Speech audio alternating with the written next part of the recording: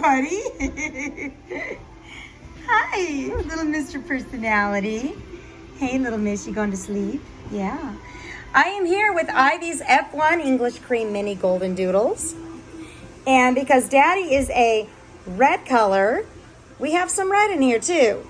Yeah, look at you go. Look at you go. Good job. Yeah, good job. Anyway, I have Daddy's outside watering flowers. Sorry, I've got my kiddos in here with me, as I do all the time. I've asked them to be quiet, so we'll see how well that works.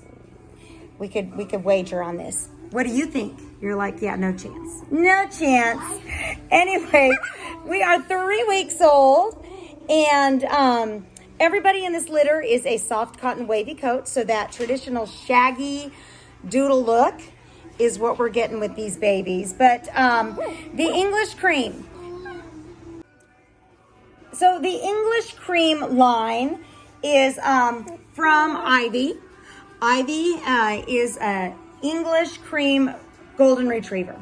So in the United States, the AKC does not recognize English cream, obviously. English cream is from across the pond, and that is where they register the English line. And the English line is a solid white golden retriever. In the United States, we just call them golden retrievers, and then they can specify a color, such as cream or red, that type of thing. So yes. So Ivy, she actually has English cream, a white English cream dad, and a red mom. And so she has a little more red. We have both Ivy and her sister. And so right now, Ivy is the one that is actually a little more red. And that's where we get some of the red there. And then, of course, their daddy is a red toy poodle. So that brings on a little more. But the English part of the retriever in them is giving us this blocky face. Look at that. Look at that. They have a higher forehead than the traditional American retriever. So our Goldendoodles on the English side tend to have a little blockier face. We're trying to introduce more English lines with our Goldendoodles for health reasons, as well as temperament. So we're not just looking at the fact that, of course, they're gorgeous and we love those blocky faces, but we also notice that the English in there is giving better chances to avoid cancers that are common with golden retrievers. Obviously, when we breed and we mix in the poodle, we're automatically taking away a breed-specific health issue. So things that are specific to a breed, when we combine two breeds, we're getting rid of that. We're cutting down on that. But the English line in there also takes away some of those chances. So we're trying to improve longevity, quality, and then, of course, now temperament. Goldendoodles are awesome, but we're trying to get a little more of a docile, less energetic. We still want them to have energy to keep up with you, to go on walks, and to play and all that kind of stuff, and to do their service in their sports. But we also want them to have that docile temperament and be able to pay attention to us, obey commands, and do what we want. Look at you. Aren't you pretty? So anyway, that's just talking a little bit about the lines and this first generation. One of the most common questions I get is, are they shedding dogs? So far, we've been very fortunate with our first generations. Ivy is a brand new mama. This is her first litter. And so where I would say it's pretty typical what we've done before, where there's not going to be any shedding, or if there is, it would be incredibly slight. I can't guarantee an absolute no shedding in a first generation. In our multi-generations, absolutely. We don't have shedding except for those periodic sheddings that you are going to get as they go from puppy fluff to their hair. Their actual full coat comes in by 11 months old. So you're going to notice some coat changes around. Look at you stretching. you're gonna notice some coat changes around 9 weeks old, 4 months old, and then around 11 months old, where if you go like this and pull on their coat, you might get out some hair, or if you were to brush them, you might also notice having some hair. During coat changes, I do know that my husband, who's an asthmatic, and he is severely allergic to dogs, believe it or not, he can't have them like in his face.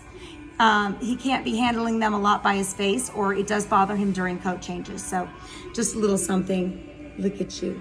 Look at you. All right, so let's go through these babies. This is a litter of 9, and we have 6 boys, 3 girls, again, all soft cotton wavy coats. And in this litter, I know it looks like everybody's kind of a red, but we do have some lighter colors here. So we've got green and black and turquoise here are a little lighter as far as almost more of a creamy color. Everybody else is going to be a red, or what I call a peanut butter, which is just like a jar of peanut butter. I'm going to go through the girls first. This is a special yet difficult situation for me in the fact that I'm keeping one of the girls for our breeding program. The F1 generations are bred specifically so that I can keep back a first generation to further our lines. So Mrs. Beasley and Daphne are obviously no longer still doing our F1 breedings, and so we are trying to replace the Mrs. Beasley and the Daphne of old. Daphne was white, so a cream would do really good there. But Mrs. Beasley was red. So I have a big decision here to make with the girls. So there's 3 girls. One of them is staying here, and that means there's only 2 girls available to our owners. So those that are past the second pick of the litter, actually I think it's more like the 3rd pick, because I think we do have a couple in the first picks that are wanting boys. But I believe we have 2 picking spots remaining in this litter, and those are definitely going to be male picking spots. So just letting you know there. Okay, so this is Turquoise Collar Girl, and she is a kind of a sandy, creamy color. Hi. Hi. And look at that. She's got little white on her paw, and that blocky face, and just so chunky and pretty. And then we have our Purple Collar Girl, who is about the same size. And to me, she's just a tad bit darker, so she's more like a peanut butter. Oh, big yawn. I got to get a better handle on you. Yes, hi. Hi there. Oh, yes, hi. She looks like she's a little lighter underneath. We'll have to wait and see if that's true. If that's really true. Yes. Oh, goodness. Goodness. Yes, hi. All right, and then the red girl is actually smaller. So for me, I feel she's going to be around the 20-pound mark, maybe even under. She is definitely smaller. So if you're not wanting that petite, that may not work for you. But she is red and she has white markings all over. Yes, look at you. Look at those little paws. Yeah, so if I were wanting to replace Mrs. Beasley, she would be the way to go for me. So I have to decide here, and I know that we do have an owner that prefers a darker, so that might help me with my decision. But I'm just going to be watching their coloring. Obviously, when you're talking about a breeding dog, you're really looking into more than just colors. You're looking into everything, structure, size, temperament, everything goes into there. So, and since they all have the same coat, that's not an issue, thank goodness. So those are our 3 girls. Let's move on to the boys. We have our green collar boy here, who is one of the lighter ones. And look at that blocky face. Hi, buddy. He likes to air swim. I don't know if you remember seeing his. Did I show his video? I can't remember. See, I like to swim in the air. Yes, I do. Yes. All right, let's wake this little guy up. I hate to do it, but this is the biggest of this litter. Yellow collar boy. He is a red. Look at that face. He has white markings on the chin and chest and underneath the paws. Can't really see that. And look at him. Are you sticking your tongue out at me? Are you? Hi there, buddy. Hi there. Hi there. Yes. Oh my goodness, we're sweet. Oh, big yawn. Big yawn. Yes, I'm a chunky monkey. Yes, I am. Oh my goodness. Oh my goodness. So he's a big baby. Let me see. Who do we have here? Here is dark blue collar. And dark blue collar is about the same size as dark green. And he is also a red. Little white on the chest there. Hi. Hi, buddy. Yeah. Oh, yes. Another yawn. Another yawn. Yes. He is super sweet. Yes, you are. Okay. Another bigger one, but not as big as yellow, is our lightest of the litter, which is our black collar boy. And he has got that tall forehead, really blocky look. And look, you've got a little bit of green from your brother's collar on your face. He's got a little, you can see, even though he's a cream, he's got white markings on him. So he's got a little bit of a white chin. And let's see if we can see these paws a little better. Can we see just the tips of the paws that are whiter? Yes, the sun is shining through here. I tried to block out the sun. It didn't work. He is very personable. Very personable. I mean, that traditional golden retriever coming through. Just really wanting to be a part of your family. Here is red collar boy, and he is a peanut butter. And he is about the same size, maybe just a slightly smaller than red collar boy. Look at that face. Look at that face. And they all have a little bit of white on their chin. Yeah. Oh, big yawn. And those floppy ears.